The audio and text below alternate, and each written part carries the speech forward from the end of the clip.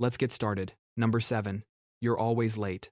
Chronic lateness gets treated like a moral failing, like you personally spat on the concept of time itself. But here's the twist. Some research links poor time management with higher intelligence. Wait, what? A study from San Diego State University found that people who are habitually late often have brains that are so busy multitasking and juggling ideas that their internal sense of time gets thrown completely out of whack.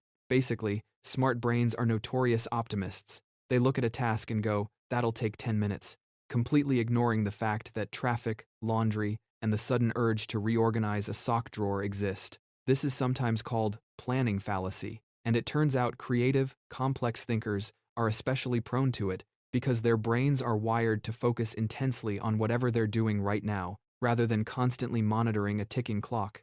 Being present and hyper-focused is great for solving problems, terrible for showing up to brunch on time. There's also a theory that highly intelligent people are more comfortable improvising under pressure, so their brains subconsciously calculate, "I can definitely wing this," which is true right up until it isn't. None of this means every late person is a secret genius. Plenty of us are just disorganized disasters. But the correlation is strong enough that next time you're sprinting through a parking lot at full speed, you can tell yourself it's basically a side effect of your massive brain, not a character flaw. Basically, your intellect is writing checks your internal clock can't cash.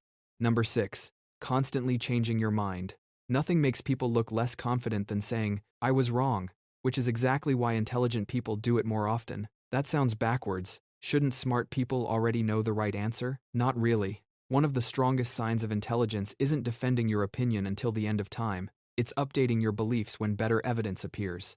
Your brain is basically running software updates. Less flexible thinkers treat opinions like tattoos. Highly intelligent thinkers treat them like sticky notes. If new information proves an idea wrong, they replace it instead of pretending reality made the mistake. This habit can confuse people.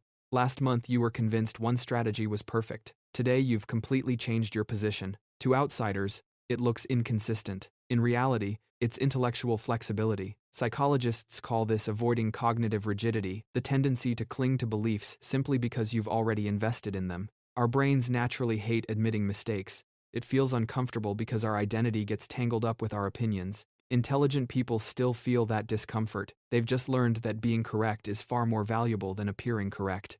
Ironically, changing your mind often requires more confidence than refusing to. After all, admitting, "I learned something new," takes far more courage than pretending you've known everything all along. Your ego may grumble about it, but your intelligence quietly thanks you.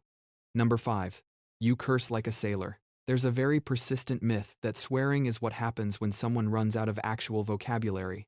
Like profanity is the linguistic equivalent of shrugging. Turns out, it's almost the opposite. Researchers, including a well-known study by psychologists Kristen and Timothy J., found that people who are fluent in swearing tend to also have stronger overall verbal skills. Cursing isn't a replacement for language, it's an advanced feature of it. Coming up with the perfect, cutting profanity at exactly the right moment requires quick thinking, precise word choice, and a solid grip on tone, rhythm, and context, which is basically the same skill set poets use, just with way more swear words and way less flowery nonsense about sunsets. Your brain has to understand social rules well enough to know when breaking them for comedic or emotional effect will land perfectly. Swearing also taps into a different part of the brain than regular speech, largely emotional processing centers, meaning it can serve as a genuine pain reliever. Studies have literally shown that swearing while in physical pain, like stubbing your toe, can help you tolerate it better, because your brain redirects its focus onto the emotional outburst instead of the pain signal. So that unstoppable stream of profanity after dropping your phone screen first onto tile isn't a lack of self-control, it's applied neuroscience. Basically, swearing fluently is like speedrunning an English degree, minus the student loans and plus a lot more disappointed looks from your grandmother. Number 4. You procrastinate on purpose. Sort of.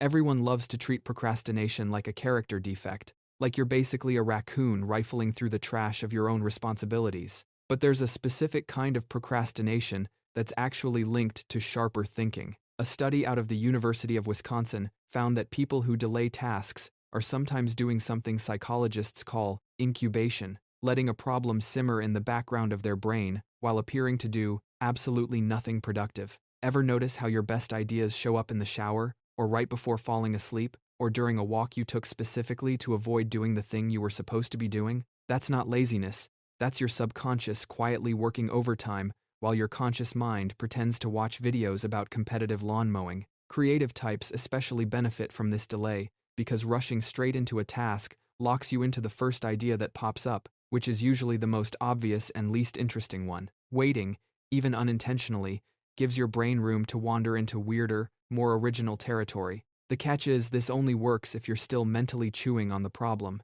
not if you've fully checked out and are now 3 hours deep into videos of strangers organizing their pantries. So next time you're procrastinating on a big decision, you can generously reframe it as your brain doing background processing, like a computer running updates, while you pretend you're just checking your phone. Basically, your to-do list isn't being ignored, it's marinating. Number 3. You're a messy disaster. A cluttered desk gets treated like visual proof that your life is falling apart, but a widely cited study from the University of Minnesota found that messy environments are linked to more creative thinking. Researchers split people into tidy and messy rooms and gave them the same task: come up with new uses for ping pong balls. The messy room group consistently generated more original, unconventional ideas, while the tidy room group played it safe and predictable. The theory is that disorder in your environment nudges your brain to break away from convention, since chaos outside seems to loosen up rigid thinking inside. A messy desk isn't a cry for help, it's basically a mood board for innovation, even if that mood board also includes 3 coffee mugs growing their own ecosystem. This doesn't mean hoarding garbage makes you a genius. There's a difference between creative clutter and a legitimate health hazard, but a certain amount of visual chaos seems to signal, and maybe even encourage, flexible thinking. Meanwhile, hyper-organized people, while admirable, might be spending mental energy maintaining order instead of exploring new ideas. Basically, that pile of papers you've been meaning to sort for 6 weeks isn't procrastination, it's an art installation dedicated to unconventional thought. Try explaining that to your roommate next time they threaten to stage an intervention. Number 2. You zone out constantly. Daydreaming has a reputation problem. It gets treated like the mental equivalent of leaving the stove on and walking away, careless and a little dangerous. But neuroscience tells a different story. When your mind wanders, your brain activates something called the default mode network, a system that lights up when you're not focused on a specific external task. Research from institutions like Georgia Tech has found that people with highly efficient brains tend to daydream more, not less, because their brains are so good at handling routine tasks that they have leftover processing power to burn on imagining ridiculous alternate scenarios, like what you'd say if you ran into your ex at a gas station, wearing a cape for no reason.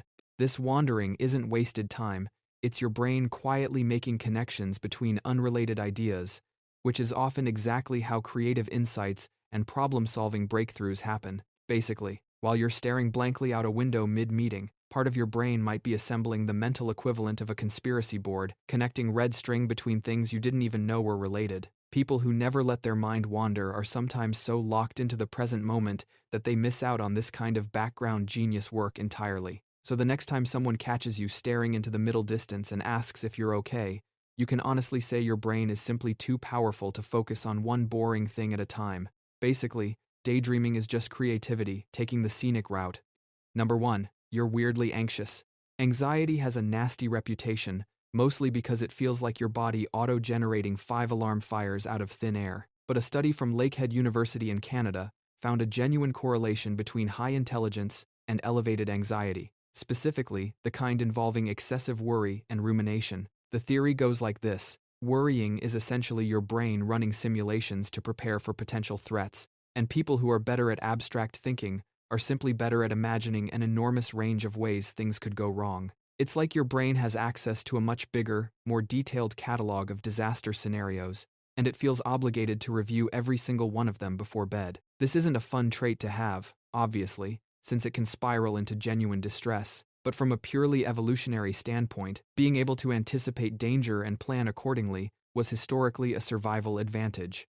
Ancient humans, who could vividly imagine, what if that rustling bush contains a very large, very hungry animal, tended to live longer than the ones who shrugged it off. Your brain hasn't fully caught up to the fact that modern threats are less about predators and more about whether that text you sent sounded weird, so it applies the same intense threat simulation machinery to both. Basically, your nervous system is just an overqualified security guard who never got the memo that the building isn't actually on fire and now checks every exit 14 times just to be safe. That's all for today's video. If you enjoyed it, be sure to subscribe.